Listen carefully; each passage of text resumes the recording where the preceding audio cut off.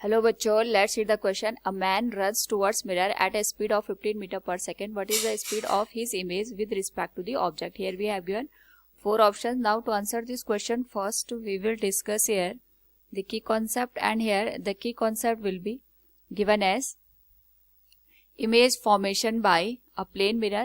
तो जब हम बात करते हैं प्लेन मिरर के थ्रू जो इमेज का फॉर्मेशन होता है वो हमारे पास वर्चुअल और इरेक्ट होता है. सपोज ये प्लेन मिरर है, यहाँ पे हमने ऑब्जेक्ट रखा, तो जितनी डिस्टेंस पे ऑब्जेक्ट रखा होता है पहली बात उतनी ही डिस्टेंस पे इमेज का फॉर्मेशन होता है फ्रॉम द मिरर. दूसरा, यहाँ पे जितनी हाइट का ऑब्जेक्ट होता है उतनी ही हाइट की इमेज भी हमें देखने को मिलती है.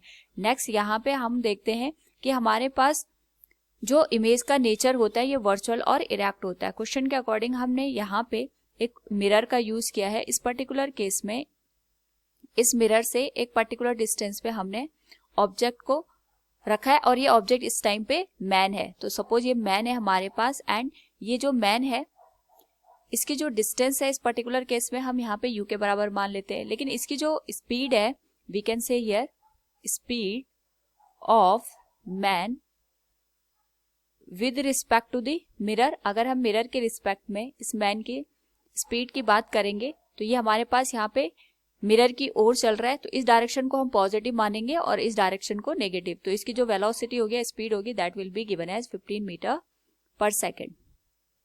नाउ जो हमारे पास यहाँ पे सेकेंड केस है, what is the speed of his image with respect to the object. तो जो यहाँ पे इमेज बनेगी वो भी सेम डिस्टेंस पे बनेगी. जैसे यहाँ पे यू है तो ये भी डिस्टेंस यू होगी, लेकिन हम मिरर से जो ये डिस्टेंस देखेंगे जस्ट अपोजिट डायरेक्शन में होगी. जैसे कि ऑब्जेक्ट हमने रखा है और यहाँ पे अगर जो ऑब्जेक्ट है ये मिरर की ओर चलेगा तो जो इमेज है हमारे पास वो मिरर की ओर चलते हुए हमें नजर आएगी. ये ऐसा इसलिए होगा, जैसा भी हमने डिस्कस किया था, जैसे जैसे जो पर्सन है ये मिरर की ओर जाएगा तो मिरर और यहाँ पे ऑब्जेक्ट के बीच की डिस्टेंस कॉन्टिन्यूसली कम होगी.